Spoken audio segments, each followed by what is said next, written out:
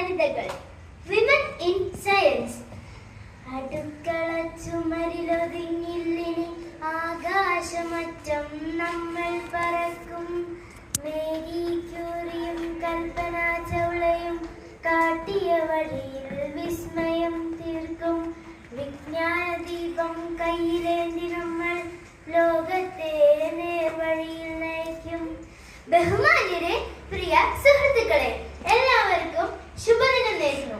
ഇന്ന് ഞാൻ നിങ്ങളുടെ മുന്നിൽ നിൽക്കുന്നത് ലോകത്തെ മാറ്റിമറിച്ച കുറച്ച് പോരാളികളെ കുറിച്ച് സംസാരിക്കാനാണ്.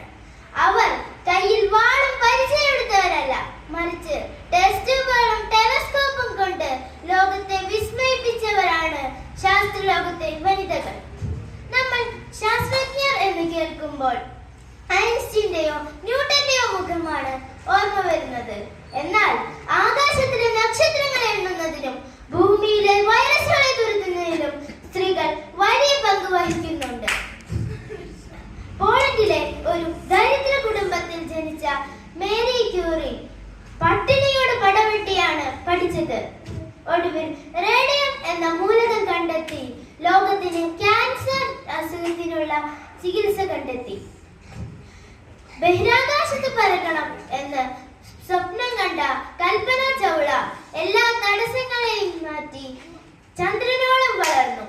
നമ്മുടെ ഇന്ത്യയുടെ ചൊവ്വാ ദൗത്യമായ മംഗൾയാൻ വിജയിപ്പിച്ചതിനു പിന്നിൽ ഒരു കൂട്ടം സ്ത്രീകളുടെ കഠിനാധ്വാനമുണ്ട്. അവർ അടുക്കളയിലെ ഓരോ കാര്യങ്ങൾ ചെയ്യുന്ന അതേ കൃത്യതയോടെ റോക്കറ്റുകളുടെ വിക്ഷേപണം നിയന്ത്രിച്ചു. ഇതിലൂടെ നമുക്ക് മനസ്സിലാക്കാൻ സാധിക്കുന്നത് പുരുഷന്മാരുടേത് മാത്രമല്ല ശാസ്ത്രം എന്നാണ്. കൂട്ടുകാരെ, നമ്മളുടെ ഓരോ ക്ലാസ് മുറിയിലുള്ള ഓരോ പെൺകുട്ടികളിലും ഒരു ശാസ്ത്രജ്ഞ ഒളിഞ്ഞിരിപ്പുണ്ട്. അവർ ചോദിക്കുന്ന ഓരോ എന്തുകൊണ്ട് എന്ന ചോദ്യവും നാളത്തെ പുതിയ കണ്ടുപിടുത്തങ്ങളാണ്. സ്ത്രീകൾക്ക് ശാസ്ത്രരംഗത്ത് കൂടുതൽ അവസരങ്ങൾ നൽകേണ്ടത് നമ്മുടെ ലോകത്തിന് അത്യാവശ്യമാണ്. പെൺകുട്ടികൾക്ക് ബുദ്ധി കുറവാണ്, അവർക്ക് ശാസ്ത്രം വഴങ്ങില്ല എന്ന് ആരെങ്കിലും പറഞ്ഞാൽ അവർക്കുള്ള മറുപടിയാണ് ചരിത്രത്തിലെ ഈ മഹതികളുടെ ജീവിതം.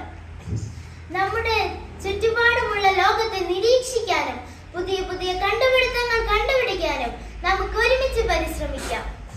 ശാസ്ത്രത്തിന്റെ പുരോഗതി മനുഷ്യരാശിയുടെ പുരോഗമനത്തിന് മാത്രമാകട്ടെ എന്ന് ആശംസിച്ചുകൊണ്ട് നിർത്തുന്നു. നന്ദി, നമസ്കാരം.